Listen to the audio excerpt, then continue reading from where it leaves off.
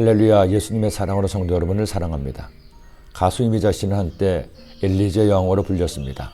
엘리제란 프랑스어로 서정시의 일종으로 애도와 비탄의 감정을 표현한 시로서 셀리, 밀턴, 테니슨의 작품 등이 유명합니다. 한편으로는 슬픔을 노래한 악곡이나 가곡을 의미하기도 하죠. 이미자 씨가 엘리제 여왕으로 불린 이유는 그녀의 노래가 대부분 이별 노래였기 때문입니다. 동백아가씨도 흑산도 아가씨도 여자의 일생도 선말 선생님도 다 사랑하는 사람과의 가슴 아픈 이별을 노래하고 있습니다. 사람이 살아갈 동안에 항상 기쁘고 즐거운 일만 있으면 참 좋겠죠. 하지만 그런 사람은 아무도 없습니다. 살면서 누구나 원치 않는 아픔과 고통을 받으며 살아갑니다. 사랑하는 사람과 날마다 행복하게 사랑만 하며 살면 좋겠지만 그런 사랑도 역시 없습니다. 오히려 기쁘고 즐거운 일보다는 힘들고 아프고 속상한 일들이 더 많습니다. 하지만 그럼에도 살아갈 동안 나에게 순간순간 찾아오는 작은 성취가 보람이, 사랑이 우리를 미소 짓게 하고 삶의 무거움도 감당하게 하는 겁니다. 요시야는 다윗 이후 히스기야와 함께 하나님을 가장 사랑한 왕 중에 한 명이었습니다. 그는 이미 어린 나이에 하나님을 만났고 하나님을 기쁘시게 하기 위해 최선을 다했습니다. 이미 유다 나라가 하나님을 수없이 많이 슬프게 했고 진노하게 했기 때문에 징계를 받아야 했지만 요시야의 개혁으로 하나님께서는 그 징계의 시기를 늦추기까지 하신 겁니다. 그러나 하나님의 심판의 때는 점점 가까이 오고 있었습니다. 결국 요시야는 39살의 젊은 나이에 애국과의 전쟁 중 화살에 맞아 세상을 떠났습니다.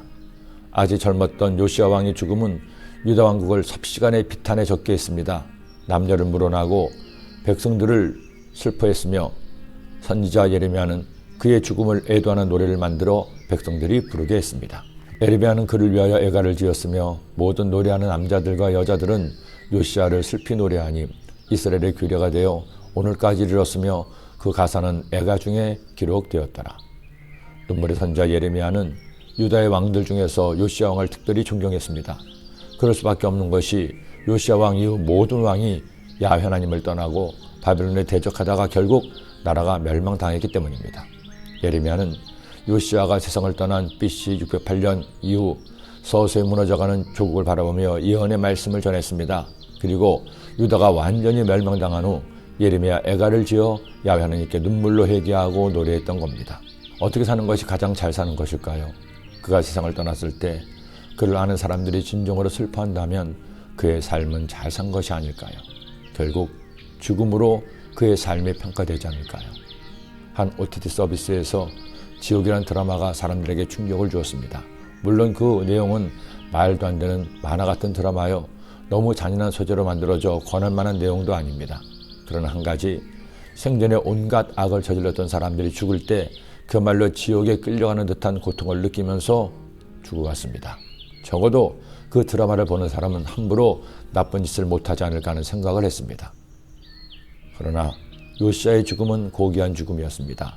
백성들도 선지자도 야훼 하나님도 그의 죽음을 슬퍼했습니다. 성도 여러분, 우리가 지금 살아 숨쉬는 것이 은혜입니다. 살기는 살되 주님을 믿어 은혜 가운데 사는 것은 더욱 큰 은혜입니다. 은혜 가운데 살면서 주님을 기쁘시게 하는 삶을 사는 것이 가장 큰 은혜입니다. 우리는 이미 한량없는 예수님의 은혜를 받은 사람이죠. 우리의 남은 삶을 살면서 주님 앞에 설 때 부끄럽지 않도록 나를 아는 많은 이들이 나의 죽음을 애도할 수 있도록 그렇게 살지 않겠습니까? 기도드립니다. 하나님 아버지, 요시야의 왕의 죽음을 예레미야도 모든 백성들도 슬퍼했습니다. 우리들 살아갈 동안에 우리의 삶이 사람들에게 본이 되게 하시고 하나님께서 기뻐하시는 삶을 살 수 있도록 나 자신을 돌이켜 날마다 새롭게 살아갈 수 있도록 인도하여 주옵소서. 예수님의 이름으로 기도드립니다.